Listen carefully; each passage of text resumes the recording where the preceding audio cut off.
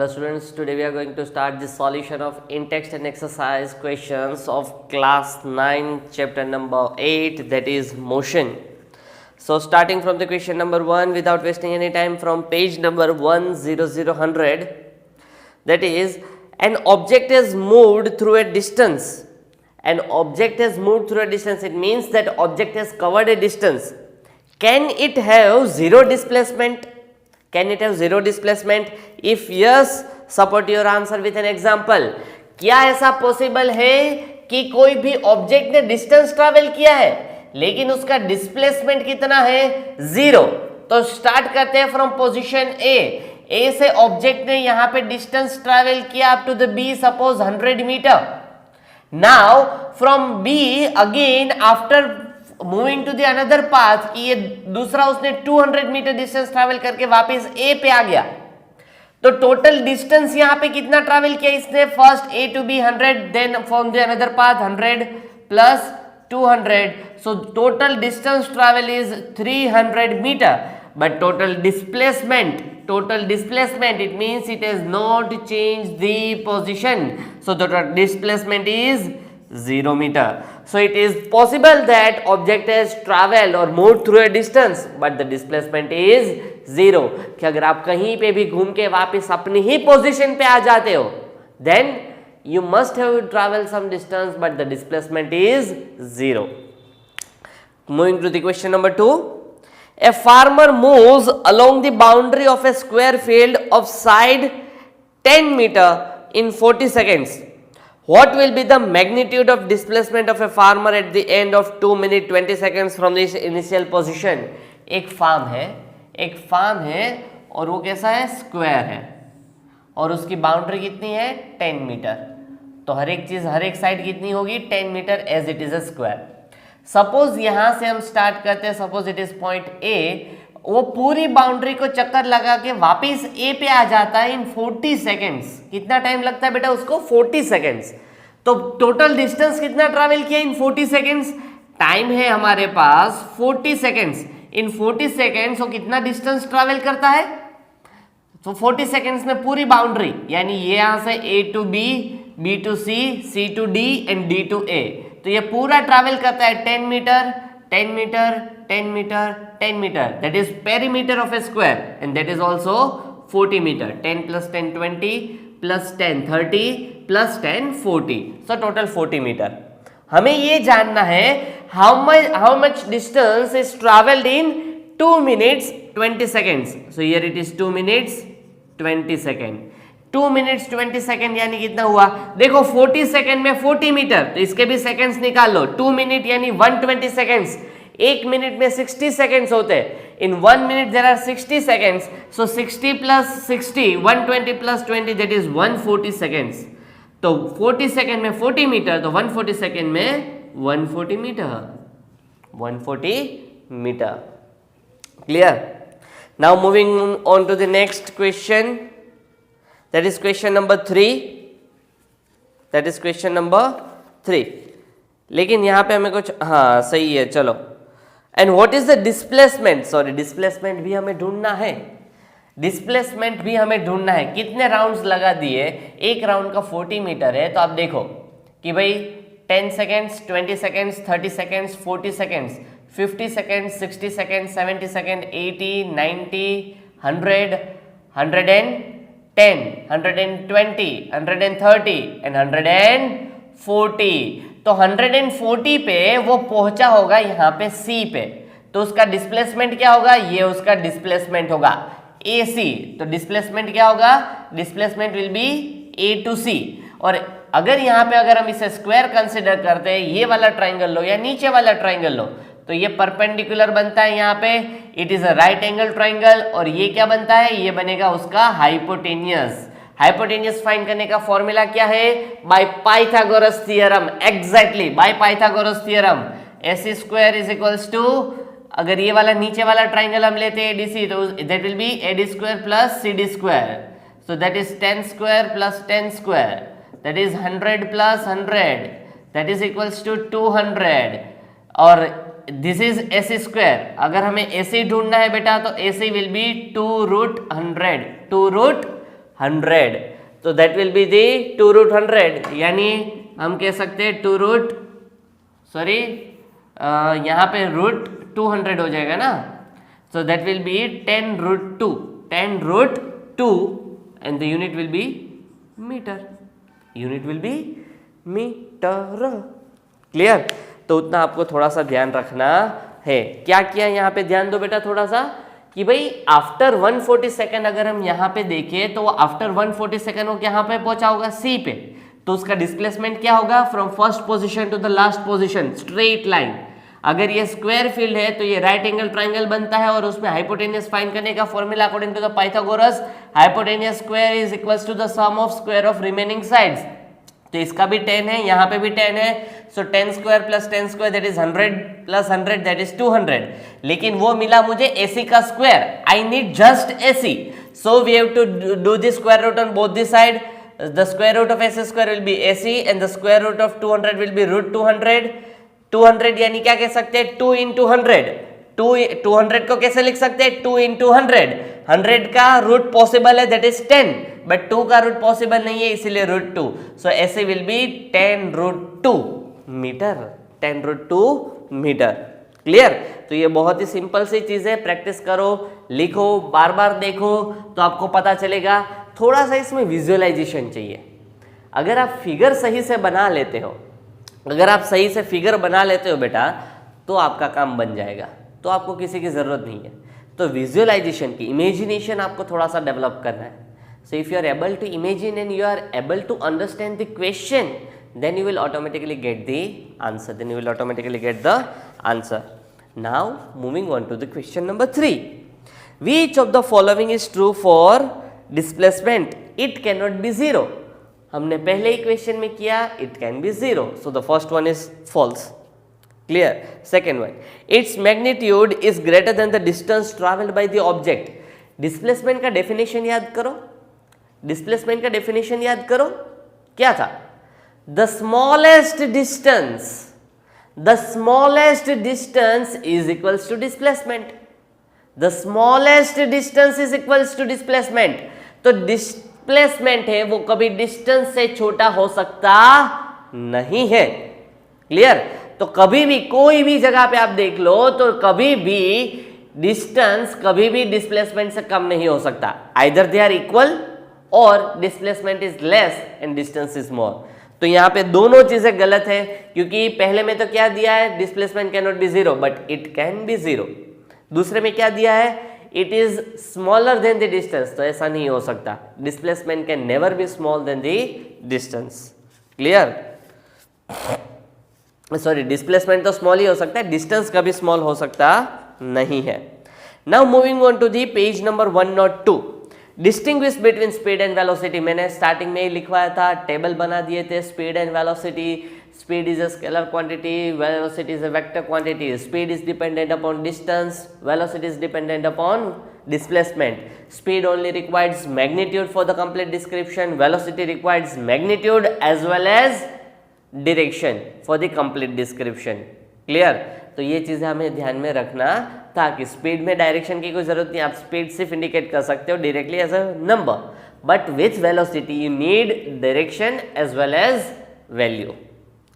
Question number 2, under what conditions is the magnitude of average velocity of a object equal to its average speed? कि velocity जब अगर हम देखें कि average velocity और average speed कब सेम हो सकता है ना, कि एवरेज स्पीड और एवरेज वेलोसिटी कौन से कंडीशन में इक्वल हो सकते हैं. तो सबसे पहले तो याद करो कि एवरेज वेलोसिटी क्या होता है और एवरेज स्पीड क्या होता है, तो आपको पता चलेगा. अगर आप याद करोगे एवरेज वेलोसिटी और एवरेज स्पीड, पहले तो सिंपल सा वेलोसिटी और स्पीड का दोनों का फॉर्मूला क्या होता है, एस अपॉन टी. अगर हम स्पीड लेते हैं तो एस हमारा डिस्टेंस बनता है, अगर हम वेलोसिटी लेते हैं तो एस हमारा डिस्प्लेसमेंट बनता है. बाकी टी तो सेम ही है, टाइम का टाइम है. So if distance is equals to displacement, if distance is equals to displacement, then velocity will be equals to speed. Clear? तो वेलोसिटी और स्पीड कब इक्वल होंगे, जब डिस्टेंस और डिस्प्लेसमेंट इक्वल होते हैं. और ये डिस्टेंस और डिस्प्लेसमेंट इक्वल कब होंगे, जब कोई ऑब्जेक्ट स्ट्रेट लाइन पाथ पे मूव कर रहा है. Is moving on a straight line path, तो अगर कोई object is moving on a straight line path then it will have just same amount of distance equal to displacement, and thus velocity will be equal to speed, and thus average velocity will be equal to average speed. तो कब possible है? When object is moving on a straight line path. Clear? Now what does the odometer of an automobile measure? Automobile, bike ले लो, car ले लो, कोई भी चीज ले लो, आगे वो मीटर होता है जिसमें आपको किलोमीटर दिखाते हैं, उसे हम ओडोमीटर कहते हैं। तो वो क्या मेजर करता है? वो किलोमीटर्स मेजर करता है। Kilometre is a unit of which quantity? Kilometre is a unit of distance. Kilometre is a unit of distance, thus odometer measures the distance travel by an object. Odometer क्या major करता है बेटा? Distance travel by an object. Clear? Question number 4, what does the path of an object look like when it is in uniform motion? In the case of uniform motion, the path of an object will look like a straight line path. Will look like a straight line path. क्यों? Uniform motion होता है, जब हम graph देखते थे तो graph में क्या आता था? Straight line. ग्राफ की बात अगर हम करें तो स्ट्रेट लाइन, इसीलिए ग्राफ में मैंने आपको समझाया था कि ग्राफ हमने किए थे। क्यों किए थे? क्योंकि हमें पता चले कि जब स्ट्रेट लाइन होता है ना तब यूनिफॉर्म तो होता ही है। क्लियर?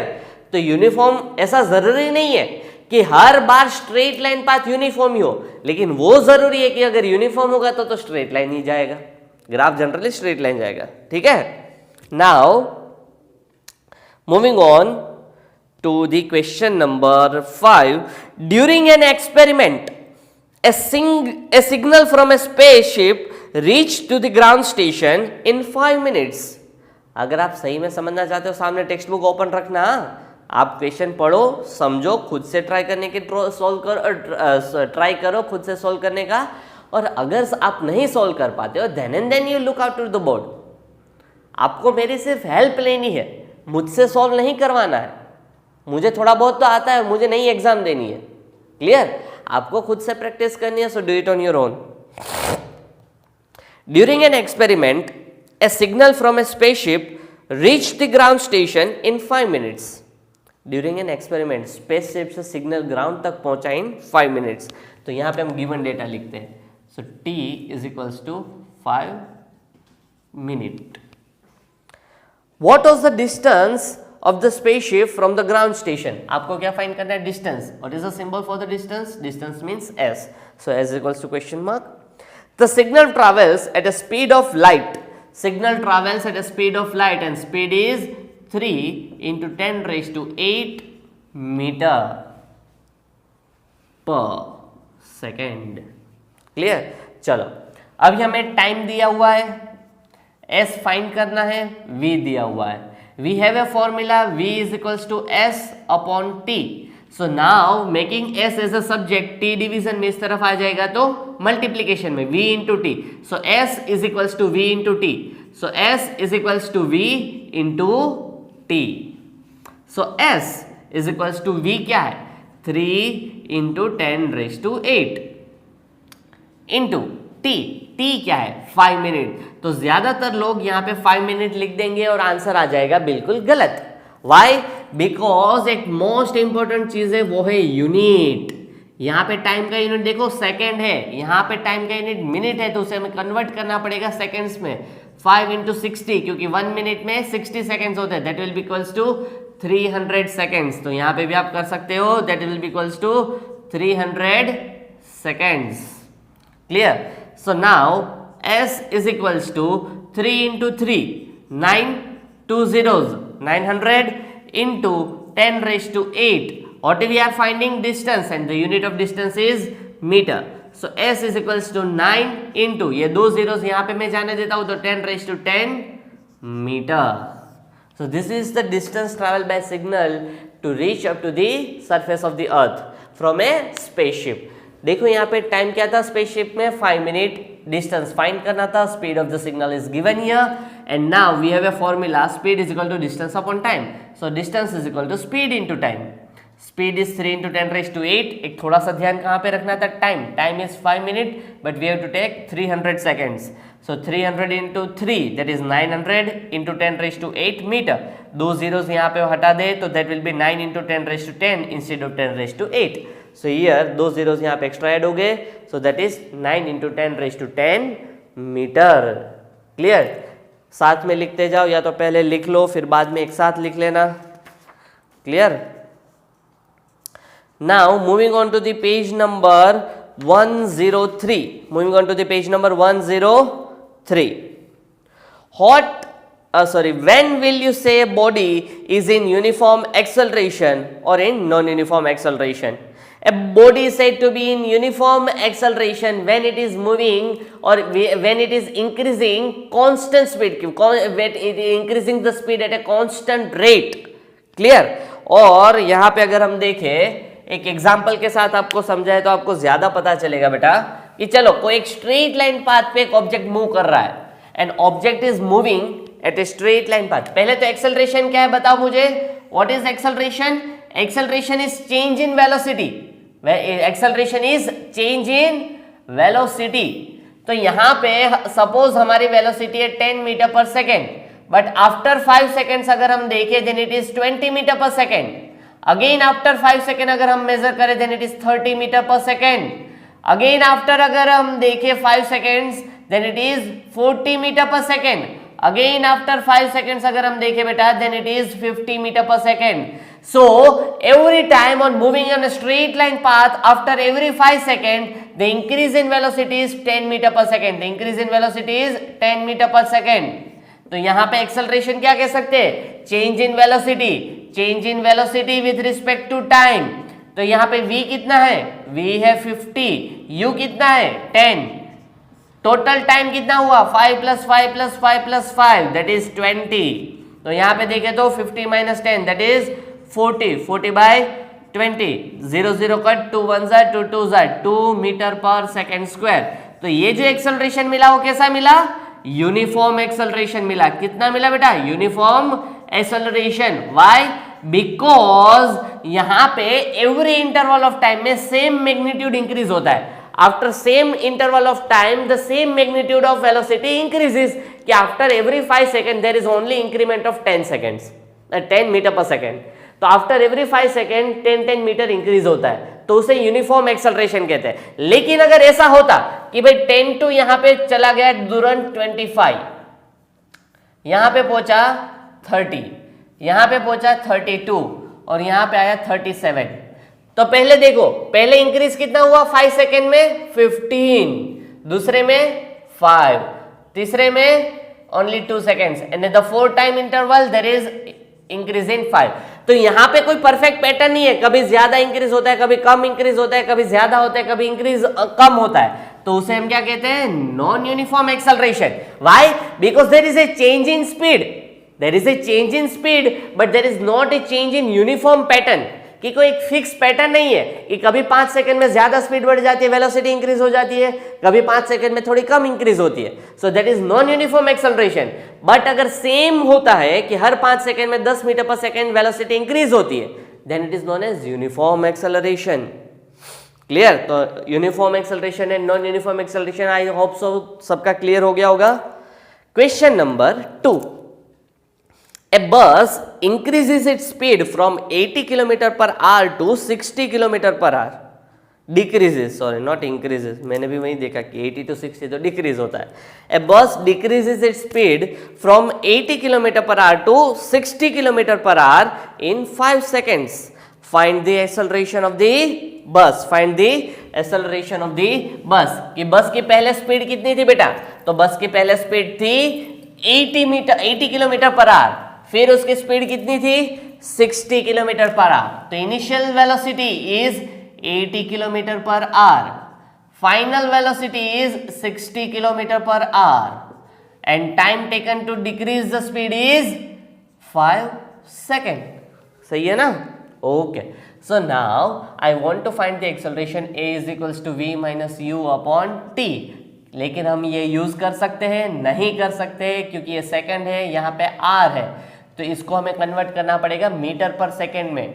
अगर किलोमीटर पर आवर से मीटर पर सेकेंड में कन्वर्ट करना है तो मैंने बोला था, याद करो क्या बोला था, that you to multiply by 5/18। Directly आप ये कर सकते हो इन दोनों को, 60 × 5/18। तो यहाँ पे भी आपको कुछ ना कुछ आंसर मिल जाएगा, यहाँ पे भी आंसर मिलेगा। जल्दी से ढूंढो, उसी वैल्यू को यहाँ पे सब्स्टिट्यूट करो। a इज आपको v की वैल्यू यहाँ पे मिलेगी माइनस u की वैल्यू मिलेगी and whole divide by time तो है हमारे पास 5 सेकेंड्स। क्लियर? यहाँ पे आपको आंसर मिल रहा है 200/9। यहाँ पे अगर हम कट करें तो 2 9s are 2 30s are, so that is 150/9 metre per second. हाँ भाई, so that is 200/9 minus 150/9। Denominators are same तो एलसीएम तो इजीली हो जाएगा। सो एलसीएम हो गया 9, 200 माइनस 150, सॉरी इनिशियल हमारा क्या है, u हमारा 150, तो यहाँ पे आ जाएगा 150 and this will be 200। So here it will be 150 and here it will be 200 and all divide by 5. So a is equals to 150 minus 200, that is minus 50, divide by 9 into 5, that is 45. That will be equals to minus 1.11 meter per second square acceleration. Clear? कितना हो रहा है acceleration? 1.11111111 चलता ही रहेगा। क्या हुआ यहाँ पे वापस देख लेते बेटा, एक बार देख लो जल्दी से फटाफट कि हमें यहाँ पे इनिशियल वेलोसिटी दी गई है 80 kilometre per hour, final velocity 60 kilometre per hour. Brake लगाया 80 से ब्रेक लगाया 60 तक पहुंचे कितने टाइम में, 5 सेकेंड्स में। So we have to find the value of acceleration.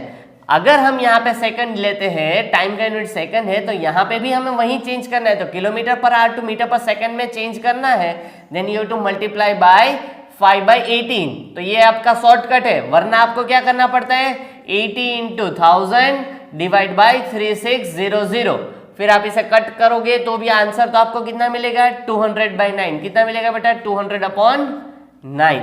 तो यही फाइनली आंसर मिलने वाला है। लेकिन इतना बड़ा मल्टीप्लाई और डिवीजन नहीं करना है, तो डायरेक्टली इसकी जगह क्या लिख सकते हो, 5/18। So now we have multiplied by 5/18, that is 200/9।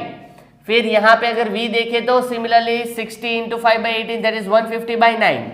यहाँ पे एक्सेलरेशन का फॉर्मूला a = v - u/t, तो v कितना है हमारा 150/9, u कितना है हमारा 200/9। सो 150/9 - 200/9 अपॉन 5 9 एलसीएम हो गया, सेम है तो 150 - 200/9 होल डिवाइड बाय 5। तो 9 × 5 मल्टीप्लाई हो गए 45 हो गए, 150 - 200 that is -50, -50 upon 45 that is equals to -1.11 metre per second square. That is the acceleration, that is the acceleration. Clear? तो आप इस तरीके से फाइंड कर सकते हो। तो कर दो, वेट किसका कर रहे हो? Clear? Now moving on to the question number 3. A train starting from a railway station and moving with uniform acceleration attains a speed of 40 km/h in 10 minutes. ये देखो, ये बहुत ही बढ़िया क्वेश्चन है। इसमें आपको गिवन डेटा अगर मिल गया तो आप फाइंड कर ही लोगे, क्योंकि एक्सेलरेशन जब होता है तो फॉर्मूला तो सेम ही है, a = v - u/t, a = v - u/t। लेकिन यहां पे क्या दिया है, a train starting from a railway station. अगर वो स्टार्ट हो रही है तो पहले तो रुकी हुई थी, तो इनिशियल वेलोसिटी क्या हो गई, 0 metre per second. 0 metre per second, ये आपको खास करके पता लगाना है। ये क्वेश्चन में दिया नहीं है डायरेक्टली, लेकिन इनडायरेक्टली तो आपको बता दिया है। Starting from A station, start हो रही है कोई भी चीज, जब कोई भी व्हीकल स्टार्ट होता है तो मतलब रुका हुआ था ना, it means its initial velocity is 0 metre per second. And moving with a uniform acceleration attains a speed of 40 km/h. कहां तक पहुंच जाती है finally, 40 km/h in how much time, in 10 minutes, in 10 minutes. देखो कंफ्यूजन ही confusion है हर बार unit के मामले में। यहाँ पे कभी कभार किलोमीटर पर आ रहे, कभी सेकंड है, कभी अलग अलग यूनिट्स दिए है। तो उससे अच्छा है कि आप हमेशा दिमाग में ध्यान में रखो कि जब भी कहीं पे भी डिस्टेंस आता है तो मीटर लेना है। टाइम ले आया है तो सेकंड लेना है, वेलोसिटी या एक्सेलरेशन है तो मीटर पर सेकंड या मीटर पर सेकंड स्क्वायर। तो हमेशा हमें डीलिंग करना है मीटर और सेकंड में, किलोमीटर को, आर को, मिनट को, सबको हटा देना है, and finally you have to convert into metre and second, metre and second. तो यहाँ पे हम लोग कंटिन्यू करते हैं, कितना होगा 40 इंटू 5/18, 40 इंटू 5/18। तो यहाँ पे 2 से कट कर सकते हैं, so 2 20s are 2 9s are 20 into 5 that is 100/9 metre per second. यहाँ पे भी मिनट में है तो 10 इंटू 60, क्योंकि एक मिनट में 60 सेकेंड्स होते हैं, दैट इज 600 सेकेंड्स। अभी यहाँ पे फाइनली हमें क्या फाइंड करना है, acceleration. So acceleration is equals to v minus u upon t। So v is 100/9 minus u is 0 upon t is 600।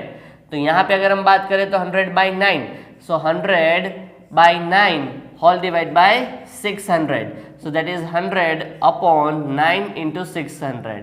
तो 0 0 कट हो जाएगा, so 1/54 metre per second square, metre per second square, and that will be equals to 0.0185। that will be equals to I think 0.0185 metre per second square. एक बार calculate करके देखो, शायद आपको सही आंसर मिल जाए। नाउ पेज नंबर 107 अगर हम जीएसबी के हिसाब से देखें तो कट करना है, page number in text questions of 109 and 110 भी कट करने हैं। 1 2 3 4 सारे क्वेश्चंस कट करने हैं। तो अभी हमारे सारे इंटेक्स क्वेश्चंस कंप्लीट हो गए। इस पर जीएसबी सिलेबस सीबीएसई अगर हम देखें तो उसमें तो हमें देखना नहीं है, लेकिन जीएसबी के हिसाब से जितना भी सिलेबस था वो हमारा कंप्लीट हो गया है। So now for GSB we will start directly exercise in the next lecture. Thank you.